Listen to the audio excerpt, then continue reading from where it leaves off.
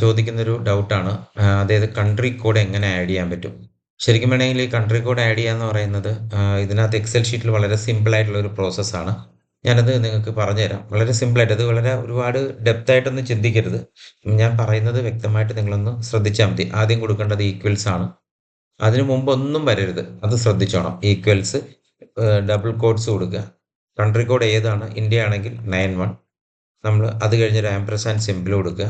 ഇത് കഴിഞ്ഞ് ഏത് കോളത്തിൽ നിന്നാണ് അല്ലെങ്കിൽ ഏത് റോയിലും കോളത്തിൽ നിന്നാണ് നമുക്കത് വേണ്ടത്. ഇപ്പൊ A1 ആഡ് ചെയ്യണ്ടെങ്കിൽ A1 സെലക്ട് ചെയ്യുക. അല്ലെങ്കിൽ A1 എന്ന് അവിടെ കൊടുക്കുക. എന്റർ കീ പ്രസ് ചെയ്യുക.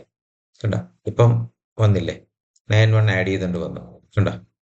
ഒന്നുകൂടി പറഞ്ഞുതരാം. ദേ ഇതാണ് സംഭവം. ഇത് നിങ്ങൾ നോട്ട് ചെയ്ത് വെച്ചാൽ മതി. അതായത് ഈക്വൽസ് ആദ്യം കൊടുക്കുക. വിതിൻ കോഡ്സ് ഏത് രാജ്യത്തിന്റെ കൺട്രി കോഡ് കൊടുക്കുക. ആംപർസാൻഡ് കൊടുക്കുക. പിന്നെ അത് കഴിഞ്ഞ് A1 എന്ന് കൊടുക്കുക. ഇതൊരു ഒരെണ്ണത്തിൽ വന്നു കഴിഞ്ഞാല് പിന്നെ നേരെ ദേ ഇവിടുന്ന് ഇങ്ങനെ പിടിച്ചങ്ങോട്ട് വലിച്ചു കഴിഞ്ഞാൽ കംപ്ലീറ്റ് ഇതിലേക്കാവും. ഇത്രയും വളരെ സിമ്പിൾ ആണ്. ഇതുപോലുള്ള വീഡിയോസ് നമുക്ക് വേറെ കസ്റ്റമേഴ്സിന് വളരെ ഹെൽപ്ഫുൾ ആയിട്ടുള്ള വീഡിയോസ് ഞാൻ ഇടുന്നുണ്ട്. ഓക്കെ. Thank you.